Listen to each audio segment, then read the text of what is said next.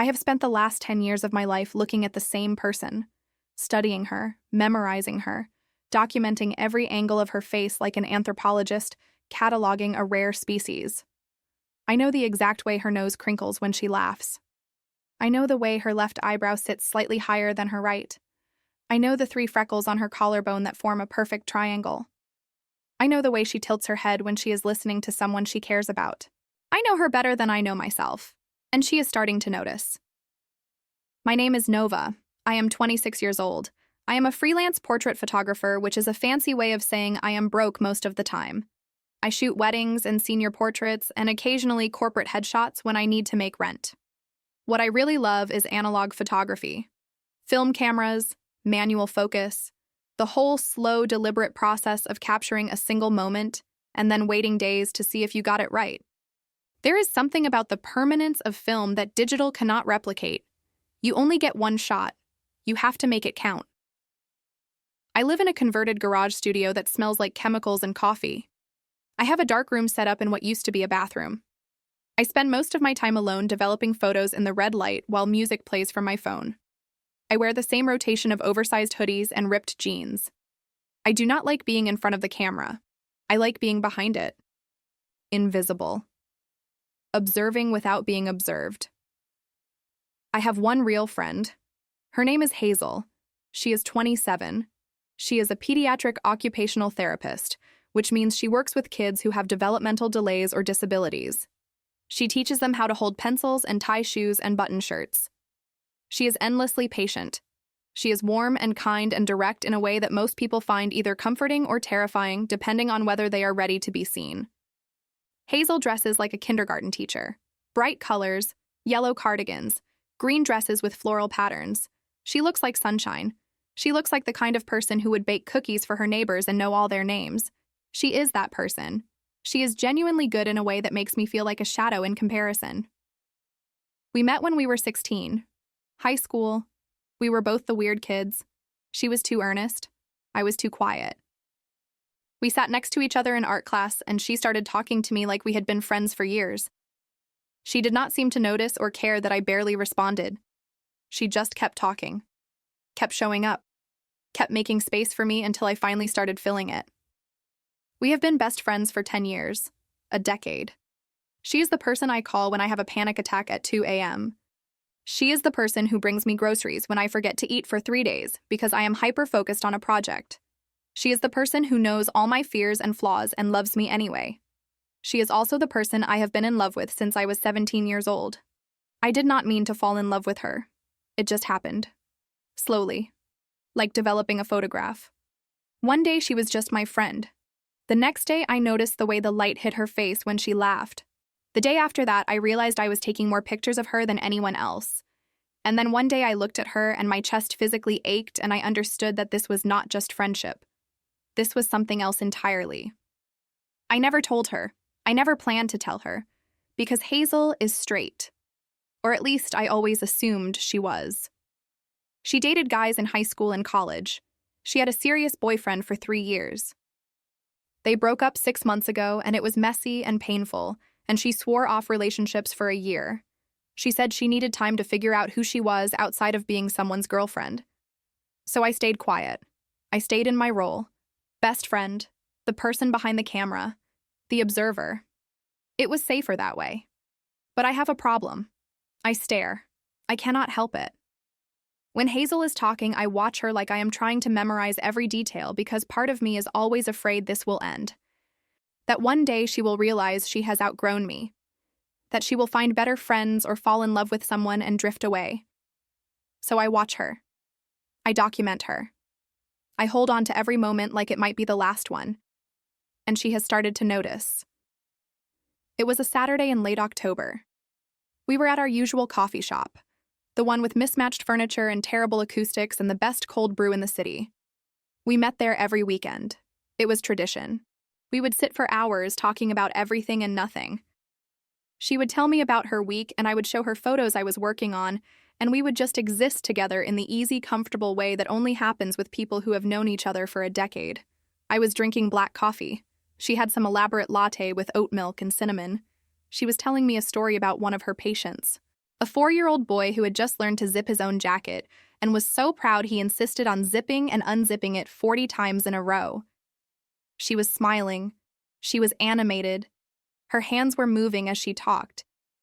The afternoon light was coming through the window behind her, and it was hitting her hair and turning it gold. She looked radiant. She looked like something out of a photograph. I was staring. I did not realize I was staring until she stopped talking mid-sentence. She was looking at me. Her expression had changed. It was not quite annoyed, but it was not comfortable either. It was questioning, searching. Nova. Yeah. Why do you do that? Do what? That. She gestured at me. You do it all the time. You look at me like you are trying to memorize my face, like I am going to disappear if you blink. I felt my stomach drop. I tried to play it off. I shrugged. I do not know what you are talking about. Yes, you do. You have been doing it for years. You stare at me. You watch me. It is like you are always documenting me but never actually participating. Like you are here, but not really here. Why? I felt my pulse spike. This was not a conversation I wanted to have. This was dangerous territory. I am just listening. I said, I am paying attention. No. She shook her head. It is more than that. It is like you are studying me, like I am some kind of subject in one of your photographs. It is weird, Nova. I need you to tell me why you do it. I do not. Do not lie to me. She leaned forward. Her voice was calm but firm. The therapist voice. I know you. I know when you are deflecting. I am asking you directly. Why do you always look at me like that? I felt cornered, trapped. Hazel was good at this. She was trained in reading people, in asking questions that cut through bullshit. She was not going to let this go. I paused. I tried to think of something to say. Some explanation that was not the truth. I am a photographer. I notice things. Details. It is just how my brain works. That is not an answer. It is the answer. No, she said firmly. That is an excuse. I am asking you for the real reason, and I am not letting you leave until you tell me. My heart was pounding. I felt heat rising in my chest. This was exactly the kind of direct confrontation I could not handle. I did not do well under pressure. I did not do well when someone looked me in the eye and demanded honesty. Hazel, Nova. She held my gaze. Her blue eyes were steady, unwavering. I need to know, because it feels like there is something you are not saying, something you have never said, and I am tired of pretending I do not notice. There is nothing. Do not do that. Do not shut down on me. I am your best friend. If there is something wrong, if I did something, you did not do anything. Then what is it? Why do you look at me like I am the only person in the world? And that did it. That one sentence, the way she said it, the directness of it. It broke something in me. The filter that usually kept my thoughts internal shattered. The words came out in a rush, uncontrolled, unfiltered, like a dam breaking, because you are. You are the only person in the world. You are the most beautiful person I have ever seen, and I have been in love with you since I was 17 years old, and every time I look at you, I am trying to memorize every single detail, because I am terrified that one day you are going to realize you deserve so much better than a broke photographer who can barely keep her life together, and you are going to leave, and I do not want to forget a single second of what it feels like to be near you. So yes, I stare at you. I always stare at you, because I love you, and I do not know how to stop. The silence that followed was deafening. The noise of the coffee shop faded into white noise. I could hear my own heartbeat. I could hear the blood rushing in my ears. Hazel was staring at me. Her mouth was slightly open. Her eyes were wide. She looked shocked, frozen. I could not stay there. I could not sit in that silence and watch her process what I just said. I could not watch her face change from shock to pity to the inevitable gentle rejection. I stood up. My chair scraped loudly against the floor. I grabbed my bag. I grabbed my camera. I have to go. Nova, wait. I did not wait. I walked out of the coffee shop. I walked fast. I did not look back. I walked for 20 minutes before I realized I had no destination. I was just walking. My chest was tight. My hands were shaking. I felt like I was going to throw up. I just told my best friend I was in love with her. I just ruined everything. 10 years of friendship, gone, destroyed, because I could not keep my mouth shut. I went home. I locked the door. I turned off my phone. I went into my dark room and I stayed there. I developed photos I had already developed. I just needed to do something with my hands. Something mechanical. Something that did not require thinking. I did not sleep that night. Or the next night. I ignored 15 calls from Hazel. 20 text messages. I could not face her. I could not hear her say that she did not feel the same way. That she loved me, but not like that. That I had made things awkward. That maybe we needed space. On Monday, I finally turned my phone back on. There was a new message from Hazel. I am coming over. I have a key. I am using it. Be there or do not, but I am coming in either way. My heart stopped. I looked at the timestamp. The message was from 10 minutes ago. I heard the front door unlock. I heard footsteps. I was in my dark room. The door was closed. The red light was on. Nova. Her voice was soft. She was in my apartment. I could not hide anymore. The dark room door opened. She stood in the doorway, backlit by the light from the living room. I could not see her face clearly, just her silhouette. She stepped inside. She closed the door behind her. We were both bathed in red light now. It made everything feel surreal, dreamlike. She did not say anything. She walked over to my work table. My camera was sitting there. The old film camera, the one I always used. She picked it up. She looked at it. She looked at me. Then she lifted the camera. She pointed it at her own face. She pressed the shutter. Click. She turned the camera around. She pointed it at me. I was standing there frozen, vulnerable, terrified. Click. She set the camera down. She looked at me. Develop those. I want to see the difference between how you see me and how I see you. That was all she said. Then she left. The door closed behind her. I stood alone in the red light. I did not understand what just happened, but I did what she asked. I developed the film. 2 shots, the last 2 frames on the roll. It took 3 days. Film photography is slow. You cannot rush it. You have to be patient. You have to trust the process. When the negatives were ready, I printed them. I watched the images appear in the developer tray, slowly, gradually, like magic.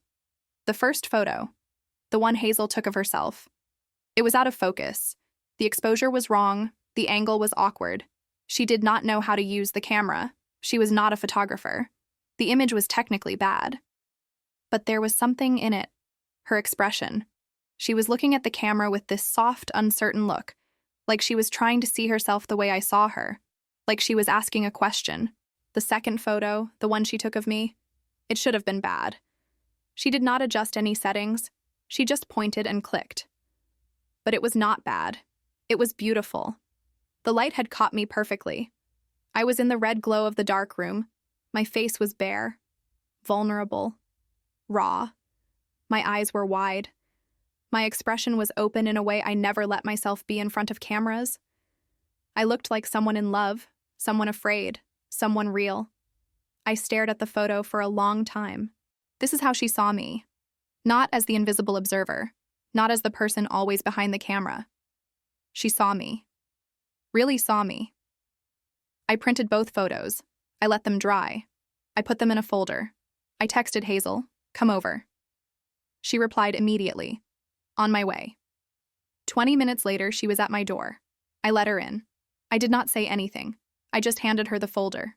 She opened it. She looked at both photos. She stared at them for a long time. Finally, she looked up at me. "I took a terrible photo of myself," she said. "You did not know the settings. And I took a beautiful photo of you. You got lucky with the light." "No." She shook her head. "This is how I see you. This is what I see when I look at you." "Hazel, let me finish." She took a breath. When you ran out of the coffee shop, I sat there for 30 minutes. I just sat there processing what you said. And the first thing I felt was not surprise. It was relief. Relief. Because I have been feeling insane for the last 3 months, she said. Ever since I broke up with Marcus. Ever since I swore off relationships. Because the whole time I was healing from that relationship, I kept thinking about you. I kept wishing you were more than my friend. I kept noticing the way you look at me and wondering if maybe it meant something. You noticed. Of course I noticed. I am a therapist, Nova. I read body language for a living. I have known for a while that something was different. But I did not let myself believe it because you never said anything. You never gave me any indication that you felt anything beyond friendship. So I convinced myself I was projecting. That I was just lonely and confused. She stepped closer. But then you said it. You said you loved me. And I realized I was not imagining it. So, my voice was barely a whisper. What does that mean? It means I love you too, she said simply. I think I have for a long time. I just did not let myself see it. My chest felt like it was cracking open. I could not breathe. But she held up a hand. I need to be honest about something. I just got out of a really bad relationship. I am not in a good place to jump into something new. I made a promise to myself that I would take a year to be alone, to figure out who I am outside of being someone's partner. Oh. The hope that had been building deflated. But, she said again, I do not want to lose you, and I do not want to pretend this is not real. So maybe we can try something. Slowly, no labels, no pressure, just see where it goes. I stared at her. What does that look like? I do not know. She smiled, a small, uncertain smile. Maybe we go on a date, a real one, not just coffee as friends, an actual date. Okay. We stood there, in my tiny living room, looking at each other. Can I? I started. Can I hug you? She laughed, a soft, relieved laugh. Yes, please. I stepped forward. I wrapped my arms around her. She wrapped her arms around me. She was warm. She smelled like vanilla and something floral. I felt her breathe out, like she had been holding tension for a long time and was finally letting it go. We stood there for a long time, just holding each other. When we finally pulled apart, she was smiling. A real smile, the kind that made her eyes crinkle. So, she said, when is our first date? I do not know. I have no idea how to plan a date. Me neither. She laughed. I have been in a relationship since college. I do not remember how this works. We can figure it out. Yeah. She squeezed my hand. We will figure it out. She left an hour later, after we talked about logistics and boundaries and fears, after we agreed to take things slow, after we agreed not to tell our friend group yet because we did not know what this was. After she kissed my cheek on her way out the door, and I stood there frozen for 5 minutes, processing the feeling of her lips on my skin. Our first date was the following Saturday. I planned it because Hazel said I should take the lead since I was the one who confessed first. No pressure. I took her to an art gallery, a small independent one that was showing a photography exhibit. We walked through slowly. We talked about composition and light and the stories behind the images. We stood too close to each other. Our hands kept brushing. Every accidental touch felt electric. After the gallery, we got dinner at a small Italian place. We sat across from each other. We talked the same way we always did, but it felt different. Charged. Every look held more weight. Every smile meant something. At the end of the night, I walked her to her car. We stood there in the parking lot. The streetlights cast orange halos around us. This was nice, she said. It was. Can we do it again? Yeah, definitely. She smiled. She leaned in. She kissed me. It was soft, tentative, testing. Her lips were warm. She tasted like wine and tiramisu. When she pulled back, she was smiling. Okay. Good night, Nova. Good night, Hazel. I watched her drive away. I stood in the parking lot alone. I felt like I was floating. Over the next 2 weeks, we went on 3 more dates: movies, museums, a bookstore where we spent 2 hours just browsing. We held hands. We kissed goodnight. We texted constantly. We did not talk about labels. We did not define what this was. We just let it be. On the 4th date, we were at my apartment. We were supposed to watch a movie, but we kept pausing it to talk. We ended up just sitting on the couch facing each other, talking about everything: about her toxic ex, about my fear of being left, about the 10 years we spent as friends while secretly wanting more. "So what are we doing?" I finally asked. "Are we dating? Are we just... what is this?" She was quiet for a moment. "Do we have to define it right now?" "I do not know. Do we?" "I think," she said slowly, "I think I want to call you my girlfriend, but I am also scared. Scared that if we put a label on it, the pressure will change things. Scared that if it does not work, we lose the friendship. I am scared too, but I also do not want to keep pretending this is casual," she said, "because it is not casual for me. You are not casual for me. You are not casual for me either. So maybe..." She took my hand. "Maybe we try. Really try. We call this what it is. A relationship. And we trust that even if it gets hard, we will figure it out. Because we have been figuring each other out for 10 years. We are pretty good at it." I smiled. "Okay. So you are my girlfriend. And you are mine." We kissed. It was deeper this time, less tentative, more certain. Her hands were in my hair. My hands were on her waist. We were close enough that I could feel her heartbeat. When we finally pulled apart, we were both breathing hard. We were both smiling. "I should probably go," she said. "Before, I do not want to leave. You can stay," I said. I did not mean it in a suggestive way. I just meant it. "You can stay. We can just be here." She smiled. "Okay, I will stay." We did not watch the rest of the movie. We just laid on the couch together, her head on my chest, my hand in her hair. We talked until we both fell asleep. I woke up at 3 a.m. She was still there, still curled against me. I looked at her face in the dim light from the window. She looked peaceful, beautiful. I thought about the last 10 years, all the time I spent watching her from a distance, memorizing her, loving her in silence. I thought about how terrified I was that telling her would ruin everything, but it did not ruin anything. It opened everything. My best friend asked me why I always stare at her, and I told her the truth. I told her I was in love with her, and instead of losing her, I found out she loved me back. We have been together for 3 months now. We still have not told our friends. We are keeping it private, taking it slow, figuring out how to be partners and best friends at the same time. It is not always easy. We have moments of doubt, moments where we both panic and wonder if we made a mistake, if we should have stayed just friends. But then she will look at me, and I will look at her, and I will remember why I stared at her for 10 years. Because she is the most beautiful person I have ever known, inside and out. And now I get to tell her that, every day, without hiding. My best friend asked why I always stare at her, and I blurted out the truth. Best decision I ever made.